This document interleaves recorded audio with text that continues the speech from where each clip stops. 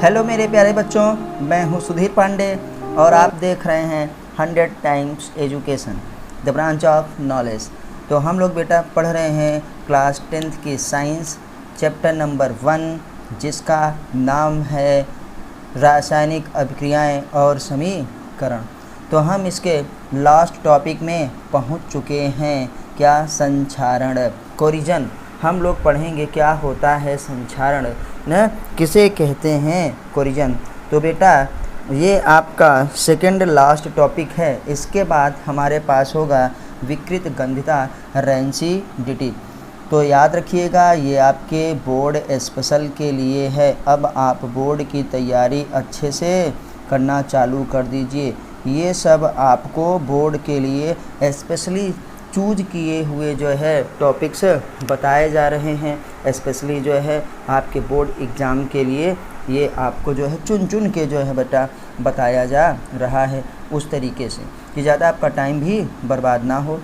तो चलिए फिर हम लोग देखते हैं संक्षारण क्या होता है, कोरिजन क्या होता है। इसलिए मैंने पहले से ही नोट्स बना के तैयार रखा है कि ताकि आपका समय ज़्यादा ना लगे, कम टाइम पे ही आप अच्छे से जो है देख सकें। तो बेटा संक्षारण, कोरिजन, आइए देखते हैं। जब कोई धातु, क्या है बेटा? जब कोई धातु अपने आसपास, कहाँ? अम्ल, अम्ल मतलब एसिड, आर्द्रता मतलब नमी आदि के संपर्क में आती है तो यह संक्षारित होती है। संक्षारित होने का मतलब बेटा उसका भार क्या है? कम होने लगता है। इसे संक्षारण कहते हैं। इस प्रक्रिया को बेटा क्या कहते हैं? संक्षारण कहते हैं। जैसे आइए उदाहरण में देखते हैं कि जब नमी रहती है या लोहा है, जैसे हम लोगों ने अपने घर के बाथरूम वगैरह में या कहीं भी जहाँ लोहे का दरवाज़ा लगा रहता है, देखते हैं कि उसमें पानी बार बार पड़ता रहता है और ऑक्सीजन के साथ वो क्या अभिक्रिया कर लेता है। तो आपने शुरुआत में पढ़ा है कि ऑक्सीजन के साथ जब कोई क्या है अभिक्रिया करता है या ऑक्सीजन जिसमें जुड़ जाती है उसे ऑक्सीकरण कहते हैं या उपचयन भी उसे कहा जाता है। तो बेटा पानी वो पाता है, नमी पाता है, आर्द्रता और ऑक्सीजन के साथ अभिक्रिया होती है तो उसमें ऑक्सीकरण हो जाता है, जिसकी वजह से क्या है लोहा झर के गिरने लगता है ना, या तमाम धातुएं भी गिरने लगती हैं, उसी को संक्षारण कहते हैं। जैसे बेटा लोहे का भूरा होना, आप देखे हैं कि लोहा या तमाम चीज़ हमारे पास जो सरिया आती है तो हल्के वो काहे कलर की होती है, चमकीली होती है। नई धातुएं कैसी होती हैं? चमकीली होती हैं। आपने धातुओं के गुण में इसको देखा है। लेकिन थोड़े समय बाद जब उसमें पानी वानी पड़ने लगता है, बरसात में रहती है सरिया, और या तो खूब देखे होंगे तो वो कैसे भूरे रंग की हो जाती है।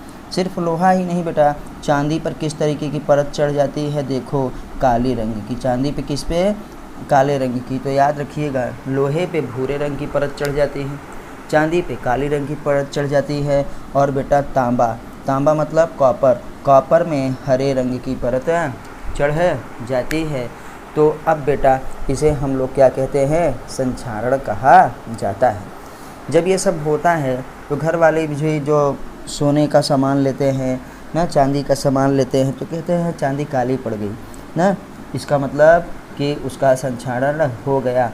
हरी हरी पड़ने लगती है तो इसका मतलब उस चांदी में या उस सोने में कॉपर मिलाया गया था, क्योंकि समय के साथ साथ कॉपर ऑक्सीजन के साथ न आर्द्रता की उपस्थिति में अभिक्रिया करता है और वो हरी परत चढ़ती रहती है। तो इसे संक्षारण कहते हैं। आप भी नोट्स बना सकते हैं बेटा, नहीं स्क्रीनशॉट ले सकते हैं। अब आइए देखते हैं जंग क्या होता है। यही संक्षारण जब कहाँ होता है बेटा? लोहे में होता है तो उसे जंग कहा जाता है। संक्षारण जब लोहे में होता है तो उसे हम लोग क्या कहते हैं बेटा? जंग कहते हैं। देखिए, जब लोहे में संक्षारण होता है तो उसे जंग कहते हैं।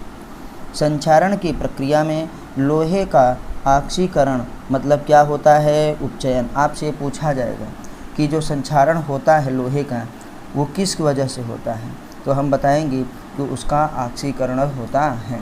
तथा एक जल योजित यौगिक मतलब ऐसा यौगिक बनाता है जिसमें जल रहता है। फेरिक ऑक्साइड हाइड्रेट बनाता है। तो मतलब लोहा ऑक्सीजन के साथ अभिक्रिया करके फेरिक ऑक्साइड बनाता है ना। ऑक्सीजन मिला तो फेरिक ऑक्साइड बन गया, जल मिला तो फेरिक ऑक्साइड हाइड्रेट बन गया, और ये बेटा हमारे पास बन के तैयार है। आइए अब हम देखते हैं इस अभिक्रिया को। किसको? इस अभिक्रिया को देखेंगे कि ये बेटा है लोहा Fe, इसके साथ ऑक्सीजन जो है अभिक्रिया करता है, और ये क्या है? जल है। यक्स का मतलब कि कितने हो सकते हैं जल के अणु। ये 3/2 क्यों है? अभिक्रिया को संतुलित करने के लिए, अभी हम लोग समझ लेंगे।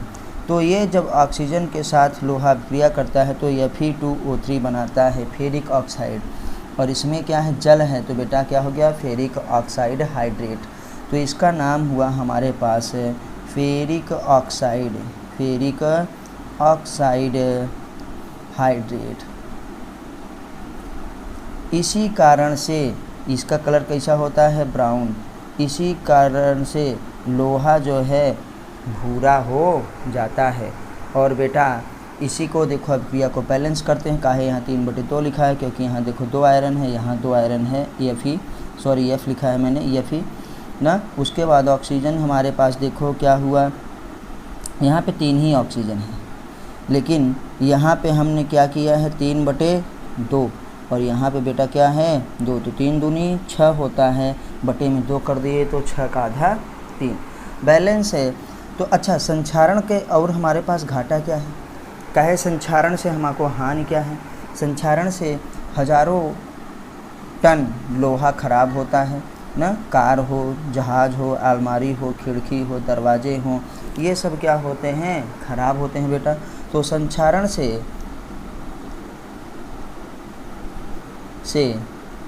क्या होता है? लाखों टन, हम क्या कहेंगे? लाखों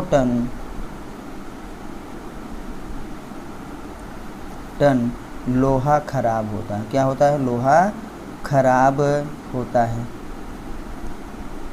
अब जब लोहा खराब होता है तो बेटा पैसे की हानि होती है ना। देश में क्या होता है? देश के पैसे का लॉस होता है, खराब होता है। तो इसलिए संक्षारण को रोकना चाहिए। अब हम लोग देख सकते हैं कि संक्षारण को रोकेंगे कैसे।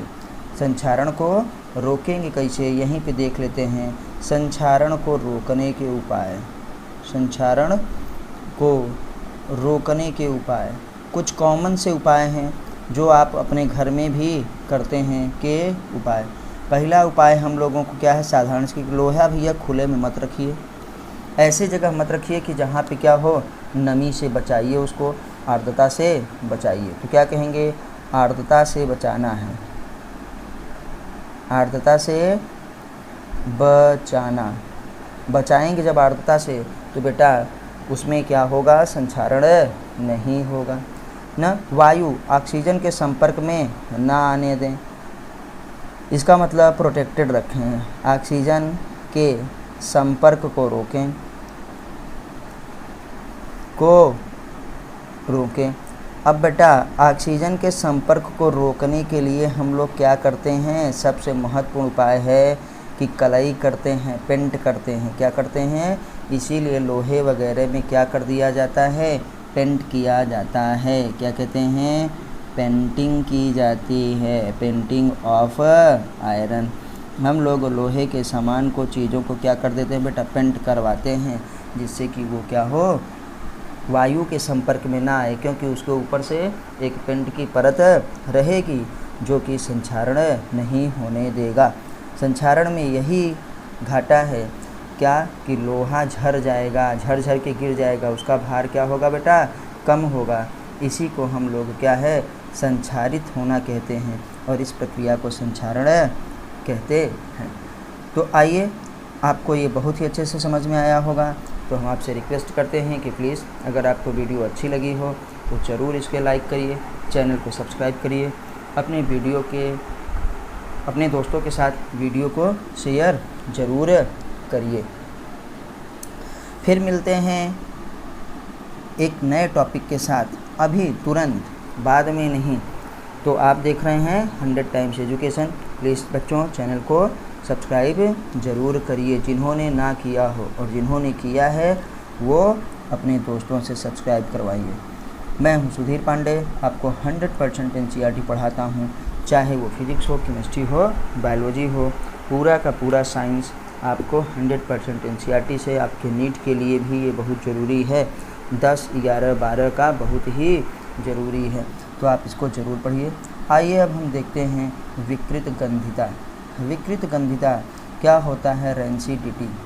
तो बेटा विकृत गंधिता नाम से ही पड़ा है, देखिए नाम ही इसका नाम है विकृत गंधिता। विकृत गंधिता का मतलब जिसमें विकार उत्पन्न हो जाए, और गंधिता मतलब क्या है? खराब हो जाए, गंध हो जाए, विकार है ना, तो इसी को रेंसिडिटी कहते हैं। और ये किन चीज़ों में होता है? जैसे हम लोग देखे हैं जो तेल वाली चीज़ें हैं, वसा वाली चीज़ें हैं, जैसे पापड़, चिप्स वगैरह ना, पैकेट वाले खाने वगैरह, जब वो वायु के संपर्क में आते हैं तो वायु के संपर्क में आते हैं तो उनको ऑक्सीजन मिल जाती है। और ऑक्सीजन का काम क्या है कि ऑक्सीजन जिससे जुड़ता है उसका ऑक्सीकरण करवा देता है। ऑक्सीजन के योग को ही ऑक्सीकरण या उपचयन कहते हैं, जिससे कि भोजन में, खाद्य पदार्थ में क्या हो जाता है? विकार उत्पन्न हो जाता है, उसका स्वाद बदल जाता है, उसकी महक बदल जाती है। तो बच्चों इसी को विकृत गंधिता कहते हैं।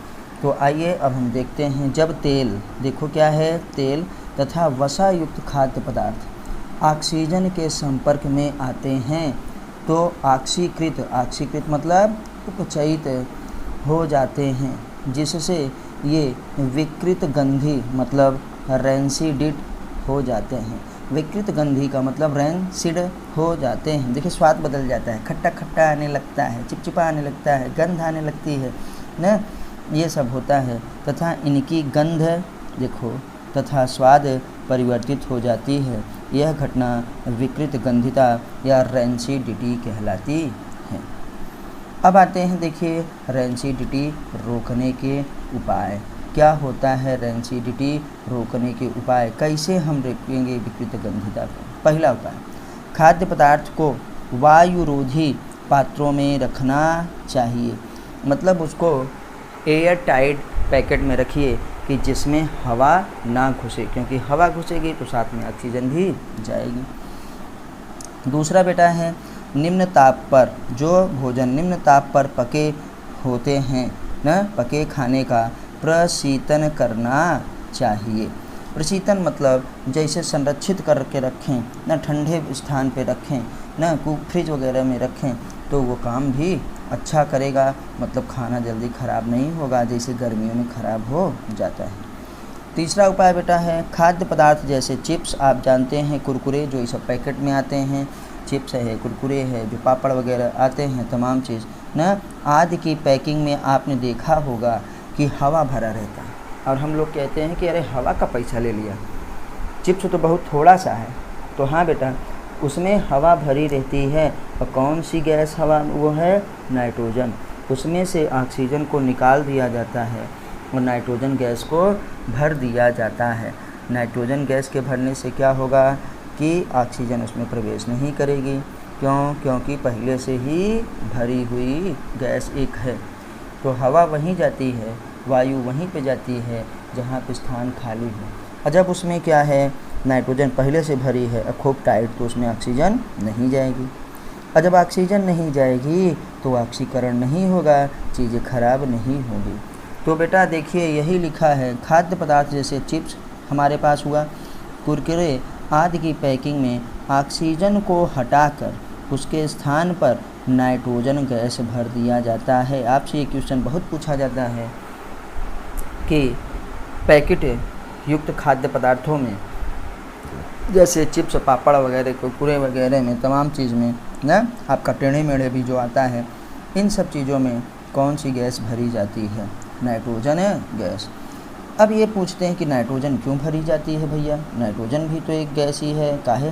तो नाइट्रोजन जो है न, ऑक्सीजन की तुलना में भरते हैं, क्योंकि नाइट्रोजन ऑक्सीजन की तुलना में कम अभिक्रियाशील है, और ऑक्सीजन जाएगी तो ऑक्सीकरण होगा। नाइट्रोजन पहले से भरी है तो वो क्या होगा? खराब नहीं होगा। आप देख रहे हैं बच्चों 100 टाइम्स आप हमको ज़रूर बताइए कमेंट के माध्यम से कि आपको ये वीडियो कैसे लगा। आपको विकृत गंधिता, हेरेंसिडिटी या संचारण समझ में आया कि नहीं आया है। अगर नहीं आया तो फिर से प्रयास किया जाएगा, और आया है तो प्लीज़ वीडियो को लाइक करिए, चैनल को सब्सक्राइब करिए, अपने दोस्तों के साथ शेयर करिए और उनसे भी चैनल को सब्सक्राइब करवाइए। मैं हूं सुधीर पांडे, ताकि जो है मेरा मनोबल और बढ़े, मैं आपके लिए इसी तरीके से अच्छी अच्छी वीडियोज़ लाता रहूं। आज चैप्टर नंबर 1 ख़त्म हो गया।